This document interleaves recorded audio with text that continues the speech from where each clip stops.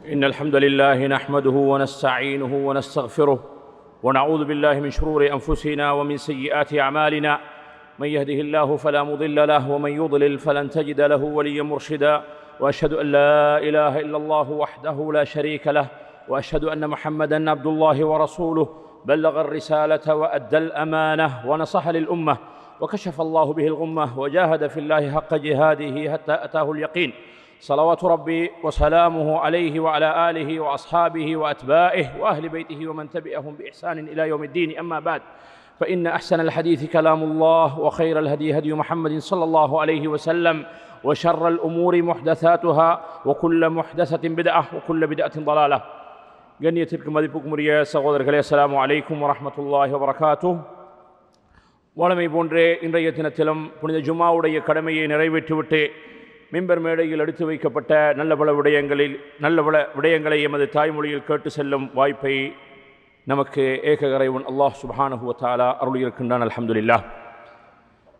மதிப்புக்குரிய சகோதரர்களே, ஒரு இறை விசுவாசியை பொறுத்தவரையில் அவன் எப்பொழுதுமே அல்லாஹுடைய வணக்க வழிபாட்டில் தொடர்ந்து பயணிக்க வேண்டும் என்பதற்காக வேண்டி அல்லாஹு தஆலா எங்களின் மீது கொண்ட மிக பெரும் ஒரு அருளினால் எங்களுக்கு புனித ரமலானை அடையும் பாக்கியத்தை கொடுத்தான்.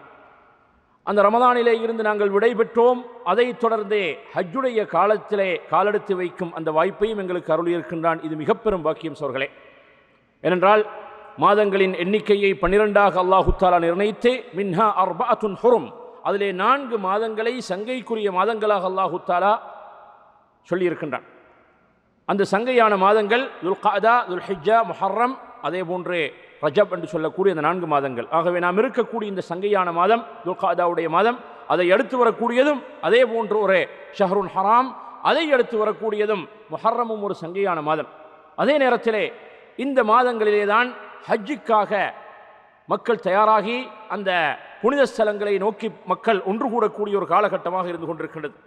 அந்த வகையிலே இன்றைய குத்துபா பேருரையில் ஹஜ்ஜுடைய ஒரு சில சிறப்பம்சங்கள் பற்றியும் அதே போன்றே அந்த ஹஜ்ஜுக்கு செல்லக்கூடியவர்கள் கடைபிடிக்க வேண்டிய சட்ட ரீதியான சில நடைமுறைகளை பற்றியும் விதிமுறைகளை பற்றியும் அங்கே ஹதீப் அவர்கள் வலியுறுத்தினார்கள். மதிப்புக்குரிய சகோதரர்களே, அல்லாஹ் சுப்ஹானஹு வ தஆலா இந்த இஸ்லாமிய மார்க்கத்தில் 50 கடமைகளை எங்களுக்கு கடமையாக்கி அதிலே இறுதி கடமையாக 5வது கடமையாக ஹஜ்ஜை அல்லாஹு தஆலா எங்களுக்கு கடமையாக்கி இருக்கின்றான். அந்த ஹஜ்ஜை அல்லாஹு தஆலா அனைத்து இறை விசுவாசிகளுக்கும் பொதுவாக கடமையானதாக அல்லாஹு தஆலா கடமையாக்கவில்லை. ஏனென்றால் அந்த இஸ்லாத்துடைய அர்கானுல் இஸ்லாம் என்று சொல்லக்கூடிய இஸ்லாத்தின் 50 கடமைகளை பார்க்கக்கூடிய நேரத்தில் ஒரு சில விடயங்கள் பொதுப்படையாக யாபேரும் கடைபிடிக்க வேண்டியவைகள். அதிலே முதலாவது ஷஹாதா, அந்த கலிமா ஏகத்துவ வார்த்தையை மொழியாமல் ஒரு மனிதனுக்கு இஸ்லாமிய அரணுக்குள்ளே நுழைய முடியாது. அவன் முஸ்லீமாக கணிக்கப்பட மாட்டான். அது அனைத்து பேர்களும், ஆண்கள் பெண்கள் அனைத்து பேர்களும் அதிலே பொதுமயமானவர்கள். அதே நேரத்திலே தொழுகை, அதுவும் அதே போன்றுதான். உடலினால் ஒரு மனிதன் செய்யக்கூடிய ஈமான் என்பது உள்ளம் சார்ந்ததை, அதை வெளிப்படுத்துவதற்காக வேண்டித்தான் தொழுகை. ஆகவே தொழுகையிலும் அனைத்து பேர்களும் ஒன்றுபடுகின்றார்கள். அதை அடுத்து வரக்கூடிய கடமைகளை எடுத்து பார்த்தோம் என்று சொன்னால் அது எல்லா பேருக்கும் கடமையானதாக அல்லாஹு தஆலா வைக்கவில்லை. நோன்பை பொறுத்தவரையில் சக்தி உள்ளவர்கள் தான் நோன்பு பிடிக்க வேண்டும். நோன்பு பிடிப்பதற்கு சக்தியற்றவர்களுக்கு நோன்பு கிடையாது. வயோதிகர்களுக்கு நோன்பு கடமை கிடையாது. பயணிகள் பிரயாணத்தில் இருக்கக்கூடியவர்களுக்கு நோன்பு கடமை கிடையாது. அவர்கள் அதை கலா செய்து கொள்வார்கள் பயணம் முடித்தது.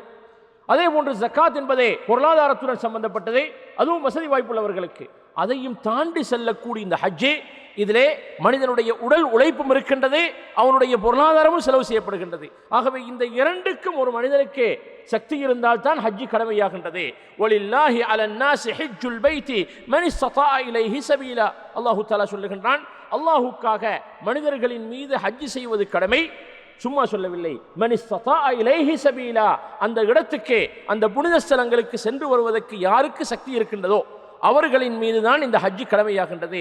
இந்த இஸ்திதா சக்தி என்பதை அறிஞர்கள் மிக விவரமாக, மிக விசாலமாக அவர்கள் அதை விவரித்திருக்கின்றார்கள். அதை பலவிதமாக அவர்கள் எங்களுக்கு விளக்கி இருக்கின்றார்கள் தஃப்சீர் கலை அறிஞர்கள். அதிலே மிக முக்கியமாக ஒரு மனிதனுக்கு பொருளாதார ரீதியாக வசதி இருக்க வேண்டும். ஹஜ்ஜிக்கு சென்று வருவதற்கான அந்த பொருளாதாரம் இடத்தில் இருக்க வேண்டும். அதே போன்றே தேக ஆரோக்கியம், அவனுடைய உடல்நிலை நல்லதாக இருக்க வேண்டும். ஹஜ்ஜிக்கு அந்த பயணத்தை மேற்கொள்வதற்கு அவனுக்கு நல்ல தேக ஆரோக்கியம் இருக்க வேண்டும். அதே போன்று ஒரு பெண்ணாக இருந்தால் அவளுக்கு ஒரு ஆண் துணை மஹரம் இருக்க வேண்டும். இப்பேற்பட்ட அந்த கடமைகள், இப்பேற்பட்ட அந்த நிபந்தனைகள் இருக்கக்கூடிய நேரத்தில் தான் ஒரு மனிதனின் மீது ஹஜ்ஜி கடமையாகின்றது என்பதை இந்த ஆயத்து எங்களுக்கு விளக்குகின்றது. நபி அவர்கள் சொல்லுகின்றார்கள், ஐயுஹன் நாஸ், மனிதர்களே, கது ஃபரதல்லாஹு அலைக்குமுல் ஹஜ், அல்லாஹு தஆலா உங்களின் மீது ஹஜ்ஜை கடமையாக்கி இருக்கின்றான், ஃபஹஜ்ஜு, நீங்கள் ஹஜ் செய்யுங்கள் என்று நபி அவர்கள் எங்களுக்கு சொல்லுகின்றார்கள். ஆகவே இந்த ஹஜ்ஜை பொறுத்தவரையில் இது மில்லத்து இப்ராஹிம் அலைஹிஸ்ஸலாத்து வஸ்ஸலாம் அவர்களுடைய ஒரு வழிமுறை. அவர்களுடைய அந்த வழிமுறையை ஹயாத்தாக்குவதாக இருந்து கொண்டிருக்கின்றது. அல்லாஹு தஆலா இந்த புனித காபாவுடைய இந்த ஆலயத்தை, முதல் இல்லத்தை இந்த பூமியில நிறுவுகின்றான். இன்ன அவ்வல பைத்தின் வுதிஅ லின்னாஸி லல்லதி பிபக்கா, அல்லாஹு தஆலா சொல்லுகின்றான், மனிதர்களுக்காக இந்த பூமியிலே நிறுவப்பட்ட முதலாவது ஆலயம் லல்லதி பிபக்கா, மக்காவுடைய பழங்காலத்து பெயர் பக்கா என்று சொல்லக்கூடிய அந்த மக்கமா நகரத்திலே அமைய பெற்றிருக்கக்கூடிய இறை இல்லம் தான் மனிதர்களுக்காக, அல்லாஹுவை வணங்குவதற்காக இந்த பூமியிலே நிறுவப்பட்ட முதல் ஆலயமாக இருக்கின்றது.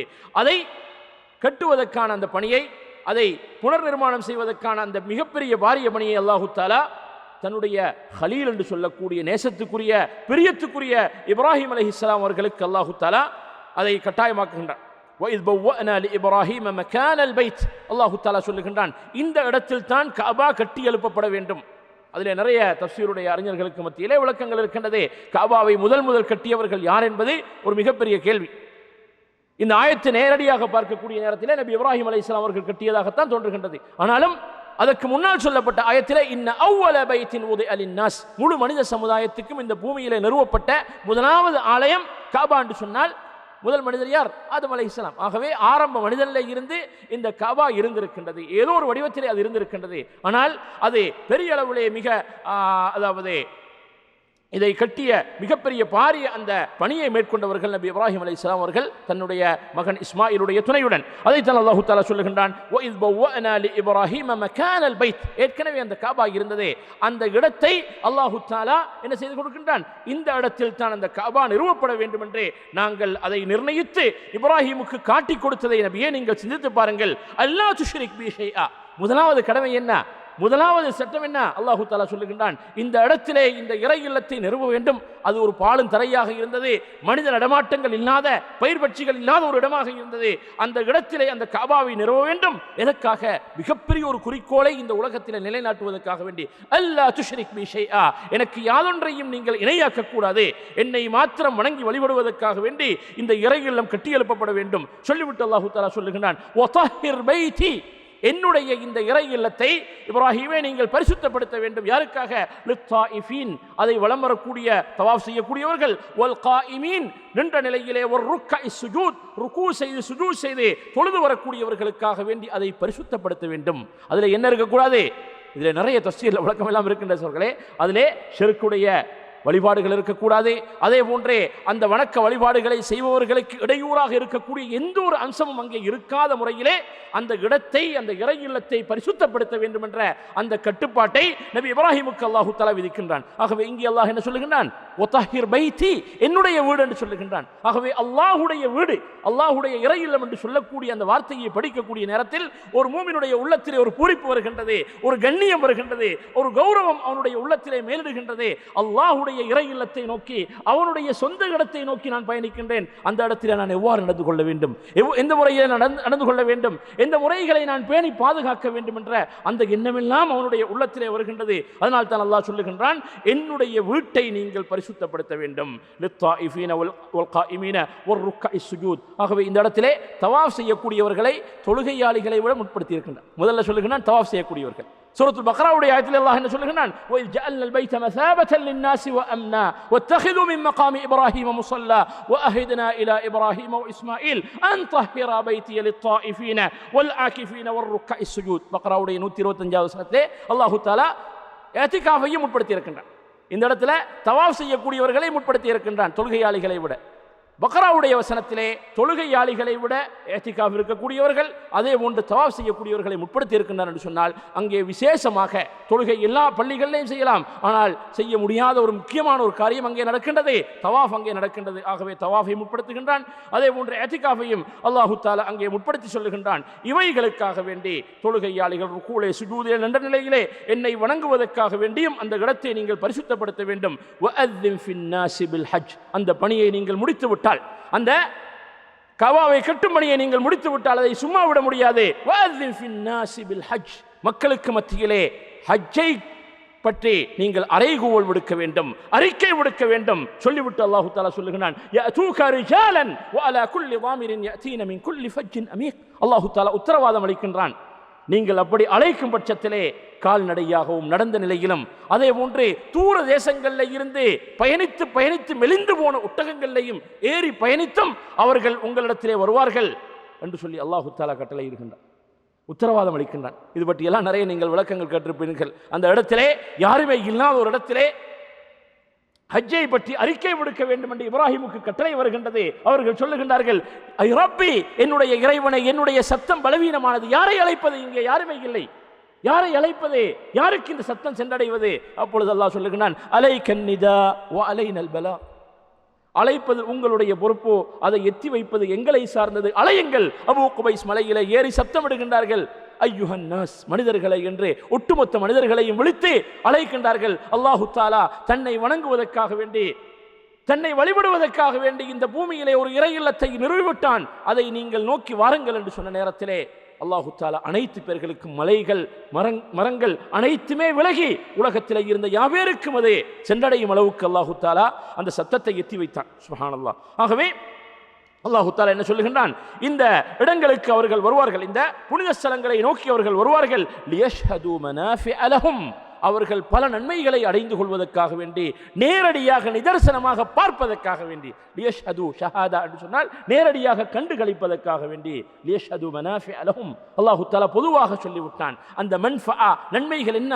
அது உலகம் சார்ந்த விடயங்கள். ஏன் மக்காவுடைய அந்த ஹஜ்ஜுடைய காலம் உலகத்தில் நிறுவப்படக்கூடிய மிக பெரும் ஒரு பஜாரா இல்லையா, மிக பெரும் ஒரு மார்க்கெட். அதிலே கோடான கோடி டாலர்ஸ், ரியால்ஸ், யூரோஸ் இதெல்லாம் என்ன செய்யப்படுகின்றது? பரிமாறப்படுகின்றது. ஹோட்டல் ட்ரேடாக இருக்கலாம், அதே போன்றே உணவகங்களாக இருக்கலாம், ஏனைய எல்லா விடயங்களை பார்த்தோம் என்று சொன்னால் மிக பெரும் ஒரு பொருளாதாரம் அங்கே சொல்லுகின்றது. மிகப்பெரிய அளவிலே ஒரே பணப்புழக்கம் அங்கே நடைபெறுகின்றது. அப்போ உலக அடிப்படையிலும் அதை மிகப்பெரிய பயனுக்குரிய இடமாக அல்லாஹு தஆலா ஹஜ்ஜை வைத்திருக்கிறான். அதே போன்றே மார்க்க விடயத்திலும் ஒரு மனிதனுடைய ஈமானிய பக்குவங்களை அடைந்து கொள்வதற்காக வேண்டி, அதே போன்றே அந்த முதல் இல்லத்தை நிறுவிய நேரத்தில் நபி இப்ராஹிம் பட்ட சிரமங்கள் எவ்வாறு இருந்திருக்கும், அதற்கு பின்னால் அந்த வழியிலே வந்த நபி ஸல்லல்லாஹு அலைஹி வஸல்லம் அவர்கள் குறைஷி காவிர்களுடன் மெனக்கட்டி எவ்வளவு சிரமத்துடன் அந்த புனித பூமியை, அந்த காபாவை அவர்கள் எப்படி பரிசுத்தப்படுத்தி இருப்பார்கள். இப்ராஹிம் அலைஹிஸ்ஸலாம் அவர்கள் முதற்கட்டமாக பரிசுத்தப்படுத்தினார்கள். அதற்கு பின்னால் மீண்டும் அதிலே விக்கிரக ஆராதனைகள், ஷிர்க்குடைய வழிபாடுகள் அங்கே மேலோங்கியதா இல்லையா?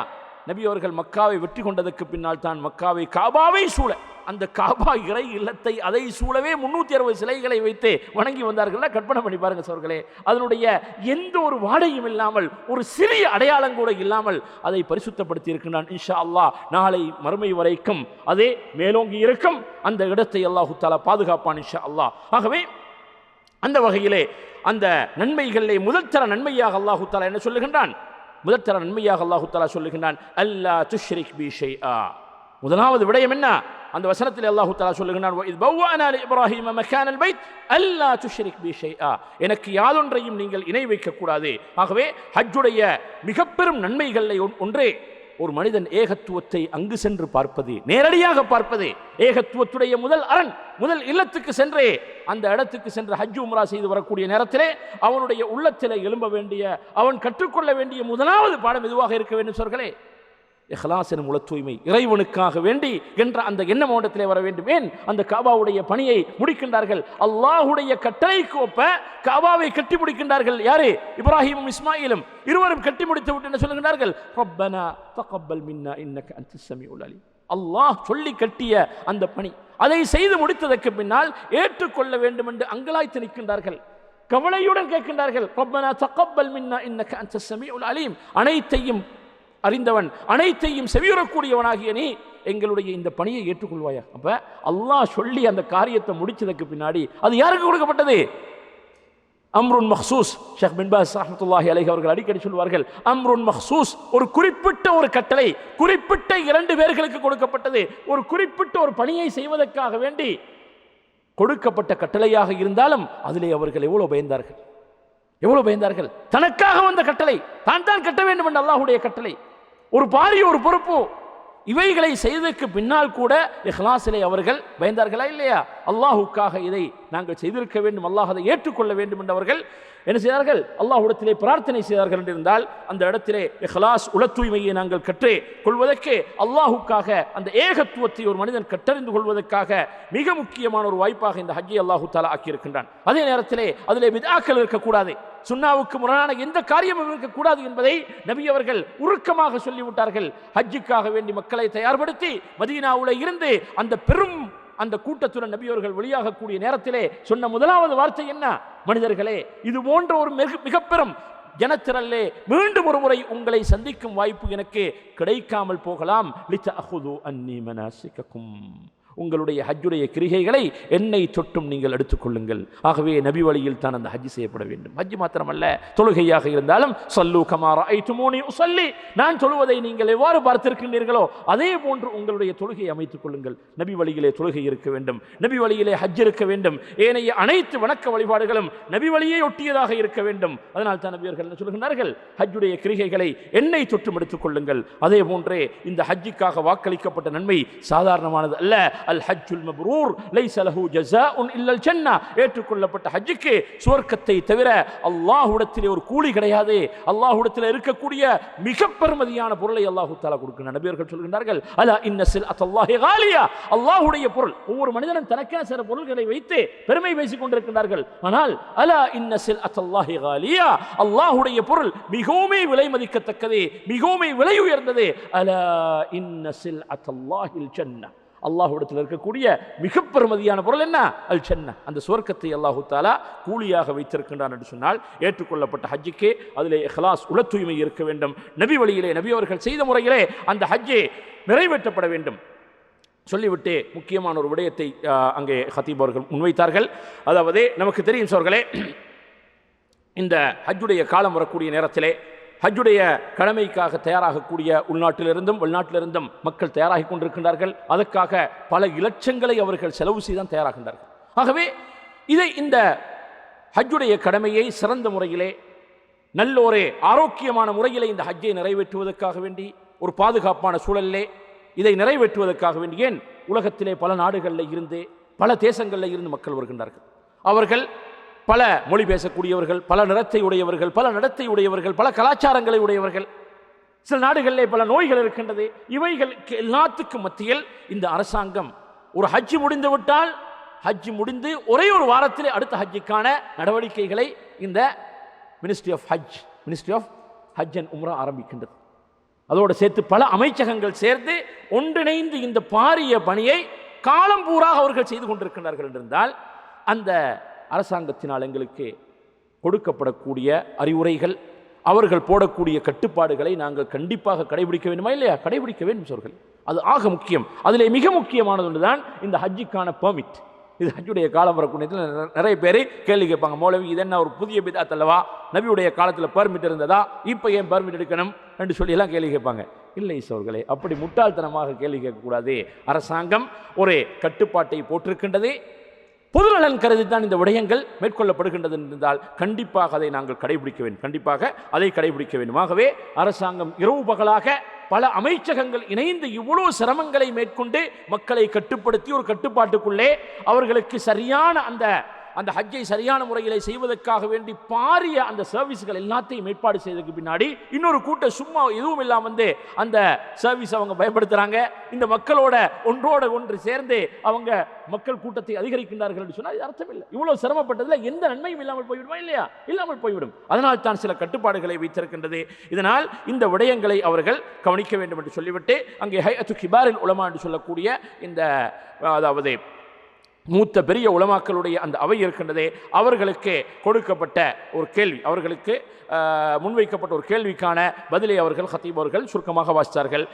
அதாவது இன்டீரியர் மினிஸ்ட்ரி, அதே போன்ற ஹஜ் அண்ட் உம்ரா மினிஸ்ட்ரி, அதே போன்றே மஸ்ஜிதுல் ஹராம் மஸ்ஜிதுல் நபவியுடைய அந்த பணிகளை அலுவல்களை கவனிக்கக்கூடிய அந்த அமைப்பு, இவைகள் அனைத்தினூடாகவும் ஒன்றிணைந்து வைக்கப்பட்ட ஒரு கேள்வி. ஹைஅத்து கிபார் உலமா, இந்த நாட்டில் இருக்கக்கூடிய அந்த உலமாக்களுடைய பேனலில் வைக்கப்பட்ட அந்த கேள்விக்கு பதில் சொல்லுகின்றார்கள். அதிலே முதலாவதாக சொல்லுகின்றார்கள், அவர்களிடம் கேட்கப்படுகின்றது, அதாவது ஹஜ்ஜுடைய காலங்களில் வரக்கூடிய மிகப்பெரிய சவால் தான் தஸ்ரீஹ் என்று சொல்லக்கூடிய இந்த பெர்மிட் இல்லாமல் ஹஜ்ஜுக்கு வரக்கூடியவர்கள், இவர்களை பற்றி மார்க்க ரீதியாக இவர்களுக்கு கொடுக்கப்பட வேண்டிய ஃபத்வா என்ன, சட்டம் என்ன என்று சொல்லக்கூடிய நேரத்திலே அவர்கள் ஒவ்வொன்றாக சொல்லுகின்றார்கள்.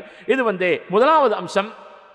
இந்த தஸ்ரீஹ், இந்த பெர்மிட்டை பொறுத்தவரையில் இதை எடுப்பதே ஷரீஅவுக்குட்பட்ட விடயமாக இருக்கின்றது. ஏனென்று சொன்னால் இது மக்கள் இந்த ஹஜ்ஜை சுமூகமான முறையிலே, ஆரோக்கியமான முறையிலே, இலகுவான முறையிலே கடைபிடிப்பதற்கு துணை போகக்கூடியதாக இருக்கின்றது. தஆவனு அலல் பிர்ரி வத்தக்வா வலா தஆவனு அலல் இஸ்மி வல் உத்வான். நன்மைக்கும் இறையச்சத்துக்கும் நீங்கள் ஒருவருக்கொருவர் துணை நில்லுங்கள். வலா தஆவனு அலல் இஸ்மி வல் உத்வான். பாவத்துக்கும் அநியாயத்துக்கும் நீங்கள் துணை போகாதீர்கள். அதே போன்று அல்லாஹ் தஆலா சொல்லுகிறான், யுரீதுல்லாஹு பிக்குமுல் யுஸ்ர் வலா யுரீது பிக்குமுல் உஸ்ர். அல்லாஹ் தஆலா உங்களுக்கு இலகுவை அல்லாஹ் தஆலா விரும்புகின்றான். வலா யுரீது பிக்குமுல் உஸ்ர், சிரமத்தை அல்லாஹ் தஆலா விரும்பவில்லை. இந்த அடிப்படையிலே இது ஷரீஆ, அதாவது ஷரீஆவுடைய பார்வையிலே இது கட்டாயமாக கடைபிடிக்க வேண்டிய ஒரு விடயம். இரண்டாவதாக சொல்லுகின்றார்கள், அதாவது மக்களுக்கு இந்த ஹஜ்ஜுடைய கடமையை செய்யக்கூடிய நேரத்திலே அவர்கள் அதை சிறந்த முறையிலே செய்வதற்கு ஏனையவர்களுக்கு சிரமங்கள் இருக்காமல் இருக்கணும். ஏனையவர்களுக்கு சிரமம் கொடுக்கக்கூடாது. ஏன் மார்க்கத்திலே பொதுவான ஒரு விதி இருக்கின்றதே, லா தரர வலா திரார்.